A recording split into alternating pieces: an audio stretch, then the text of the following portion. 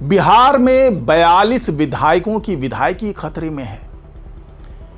सुनने में आपको बहुत ही अजीब लग रहा होगा कि एक साथ 42 विधायकों की विधायकी जा सकती है, सदस्यता जा सकती है। तो जी हां, बिल्कुल सच्चाई है, क्योंकि 42 विधायकों को पटना हाई कोर्ट ने नोटिस जारी कर दिया है। यह नोटिस तमाम दस्तावेजों के आधार पर जारी किया गया है और अगर इस नोटिस का संतोषजनक जवाब नहीं दे पाते हैं विधायक तो उनकी विधायकी जाएगी। और सबसे बड़ी बात कि इस लिस्ट में खुद विधानसभा के अध्यक्ष प्रेम कुमार का भी नाम शामिल है।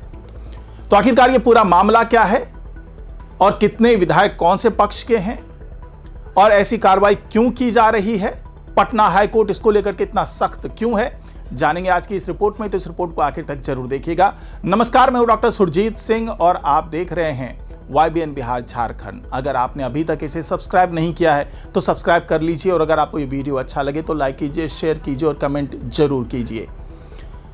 तो ये जो कार्रवाई कर रहा है पटना हाई कोर्ट, उसके पीछे अलग अलग न्यायाधीशों द्वारा कई मामलों की सुनवाई किया जाना शामिल है।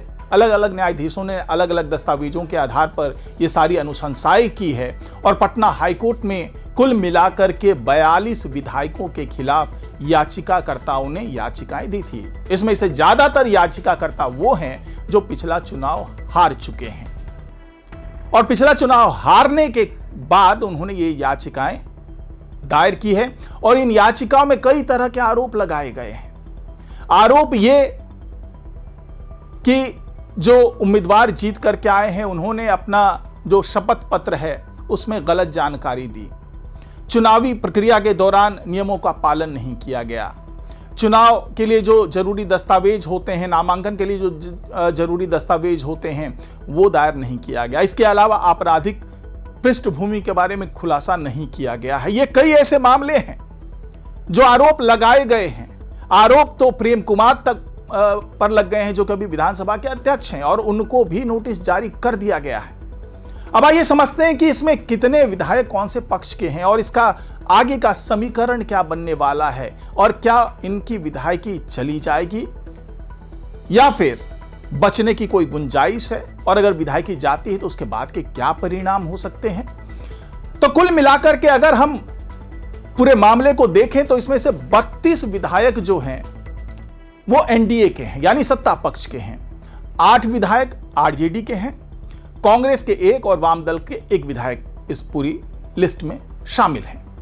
अब अगर हम पार्टी वाइज बात करें तो 25 विधायक, जो सबसे ज्यादा जो है 25 विधायक वो बीजेपी के हैं जिन पर ये तमाम आरोप लगे हैं, और 7 विधायक जो हैं वो जेडीयू के हैं और 8 विधायक आरजेडी के तो हैं ही जो आपको मैंने बताया, और 1-1 विधायक कांग्रेस और वाम दल के हैं।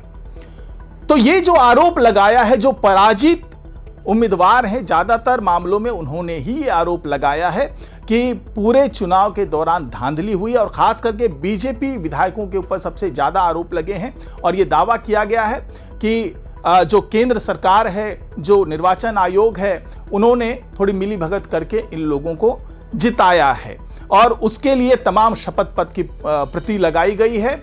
नामांकन के दौरान जो उन्होंने पेपर्स जमा कराए थे, उन्होंने जो अपने आपराधिक पृष्ठभूमि के बारे में बताया था और अपने संपत्ति का जो ब्यौरा दिया था, वो तमाम चीजों को आधार बनाया गया है और ये बताया गया है कि इन सारे मामले में जो है जो तमाम जो विजयी उम्मीदवार हैं उन्होंने बहुत सी झूठी बातें की है, बहुत से सच को छुपाया है, बहुत सी बातें ऐसी है जिसको जाहिर नहीं किया शपथ पत्र में, यानी कि अगर वो चीजें जाहिर हो जाती तो शायद उनकी उम्मीदवारी खतरे में पड़ सकती थी। और साथ ही ये भी आरोप लगाया गया है कि अगर नामांकन प्रक्रिया में अगर सतर्कता बरती जाती और अगर सभी जो दस्तावेज हैं उसकी अच्छे से जांच की जाती तो शायद उनकी उम्मीदवारी खत्म हो सकती थी।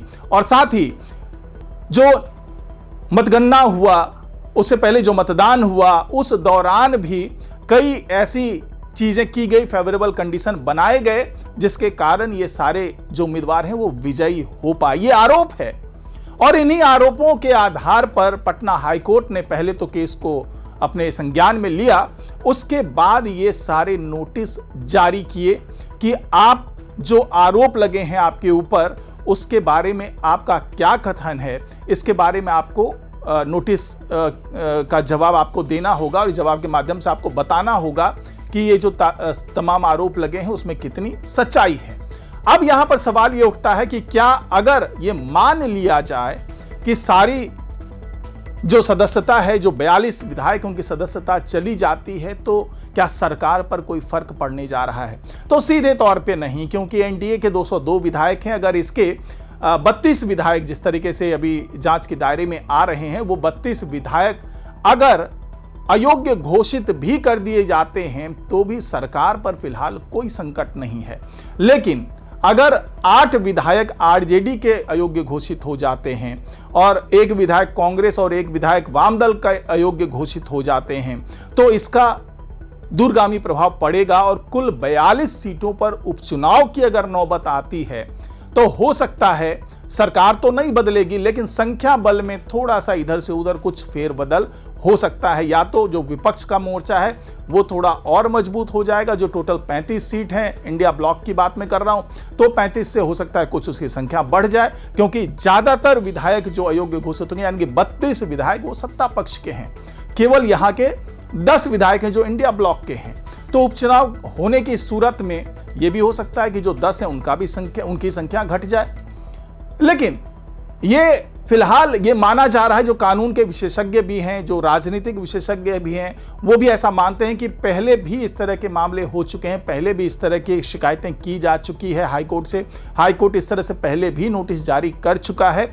लेकिन इसमें जो तमाम सदस्य हैं, अगर वो नोटिस का संतोषजनक जवाब दे देते हैं तो उनकी सदस्यता पर कोई खतरा नहीं होगा, क्योंकि ये तमाम तरह के आरोप लगाए जाते हैं और इन तरह के आरोपों पर संज्ञान लेना कोर्ट की भी मजबूरी होती है। और उन्होंने जो नोटिस भेजा है उसका संतोषजनक जवाब सारे विधायक दे देंगे, इस बात की जो चांसेस हैं इसके वो बहुत ज़्यादा हैं और उनकी विधायकी खतरे में नहीं आएगी, इस तरह की अभी बात की जा रही है। लेकिन क्या हाई कोर्ट जो तमाम सदस्य, जो तमाम विधायक जवाब देंगे उसे संतुष्ट होगा या फिर वाकई इनकी विधायकी जा सकती है? ये तो आने वाले दिनों में पता चलेगा। फिलहाल आज की रिपोर्ट में इतना ही। नमस्कार।